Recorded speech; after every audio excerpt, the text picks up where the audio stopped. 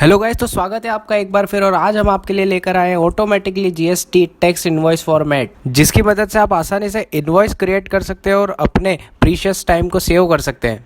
आप अपनी स्क्रीन पे एक ये सुंदर सा फॉर्मेट देख रहे हैं, इसका लिंक हमने डिस्क्रिप्शन में दिया है। आप वहाँ से इसे पहले डाउनलोड करेंगे।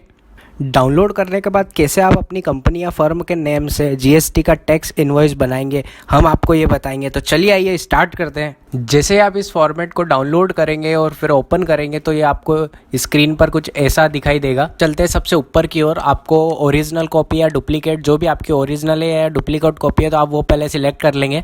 उसके बाद आप आएंगे नीचे साइड, कंपनी का नाम, जैसे हमारी कंपनी का नाम लिखा हुआ है इमिनेंट ऑफलाइन सॉल्यूशन, तो इसकी जगह आप आपकी कंपनी का नाम लिख लीजिएगा, जो भी आपकी कंपनी का नाम है। उसी के जस्ट नीचे एड्रेस जो भी आपका एड्रेस है शॉप का, उसका एड्रेस वहाँ पर आप डाल देंगे।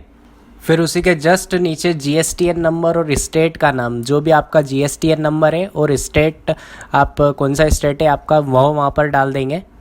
फिर उसके जस्ट नीचे कॉन्टैक्ट नंबर, आपका मोबाइल नंबर या आपकी शॉप का जो टेलीफोन नंबर है, वो दोनों आप वहाँ पर डाल सकते हैं। दोनों का ऑप्शन दिया हुआ है हमने।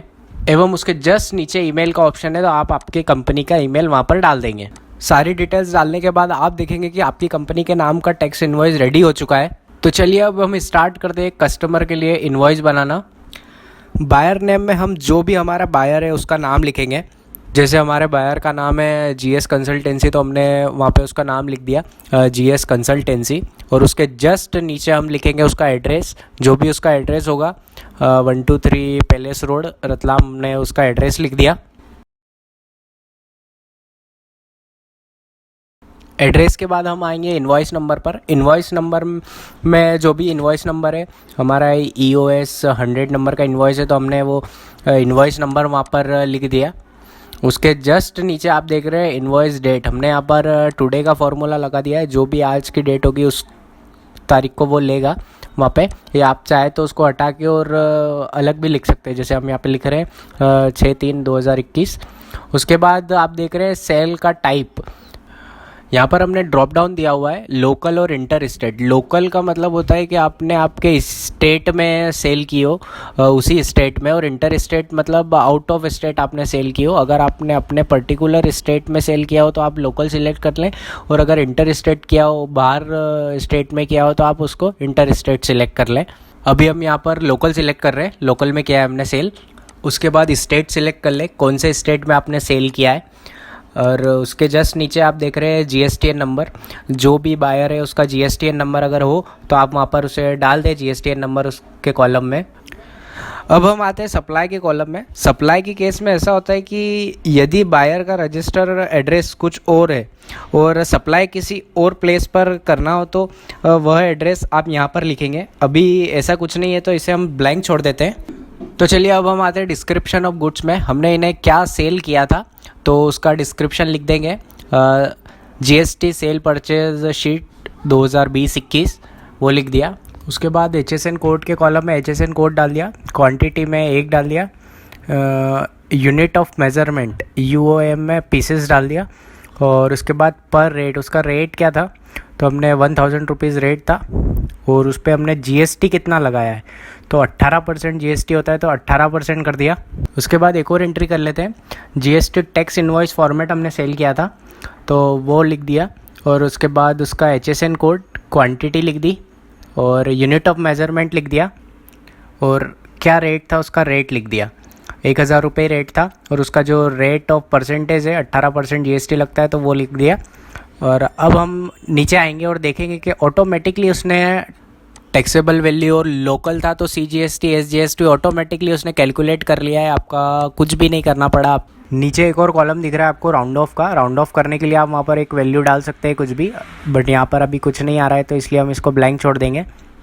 अब उसके जस्ट नीचे देखेंगे टोटल पेबल इन वर्ड्स, ये ऑटोमेटिकली लिया है उसने। यहाँ पर भी आपको कुछ नहीं करने की ज़रूरत है। इसके जस्ट नीचे आप देखेंगे टर्म्स एंड कंडीशन, आपके हिसाब से आप आपके यहाँ पर टर्म्स एंड कंडीशंस यहाँ पर डाल सकते हैं, ये सेल प्रोटेक्टेड नहीं है। और उसके जस्ट पास में आप देख रहे हैं बैंक की डिटेल्स, आप आपकी बैंक की डिटेल्स यहाँ पर डाल सकते हैं, ये भी सेल प्रोटेक्टेड नहीं है। एवं उन्हीं सेल को प्रोटेक्ट किया गया है जहाँ पर फॉर्मूला लगाया हुआ है, जिससे मिस्टेक होने की पॉसिबिलिटी बहुत ही कम हो जाती है। तो चलिए अब हम इसका प्रिंट प्रीव्यू देख लेते हैं, Ctrl P से।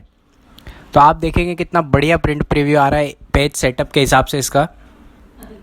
और अगर आप चाहते हैं कि किसी और कलर फॉर्मेट में इनवॉइस बनाना है तो बहुत ही इजी है। आपको यहाँ से ऑल सिलेक्ट करना है और फिर यहाँ आकर टेक्स्ट के कलर को चेंज कर देना है।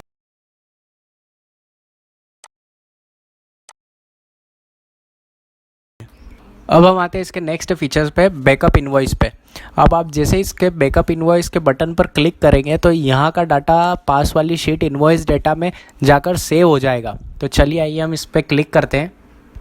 तो देखिए जैसे ही हमने इस पर क्लिक किया तो सारा डेटा पास वाली शीट पे मैक्रो की मदद से ऑटोमेटिकली सेव हो गया। आपको कुछ नहीं करना है, आपको जस्ट लिंक इसका दिया है डिस्क्रिप्शन में, वहाँ से इसे डाउनलोड करना है। आपको कोई मैक्रो नहीं लगाना है, आपको जस्ट आपके कंपनी का नेम, एड्रेस और डिटेल्स डाल के और इनवॉइस बनाना है।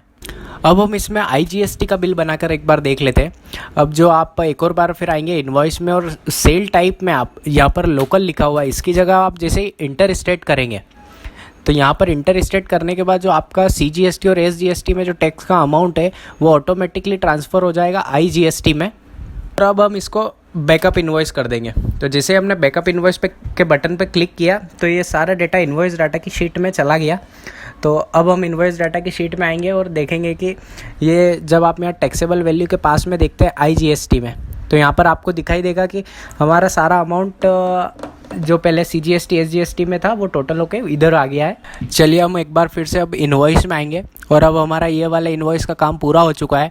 तो अब हम यहाँ पर जैसे ही न्यू इनवॉइस पे क्लिक करेंगे तो सारा यहाँ का डेटा चला जाएगा और एक ब्लैंक इनवॉइस आपके सामने आ जाएगा जिसकी मदद से आप नया इनवॉइस बना सकते हैं।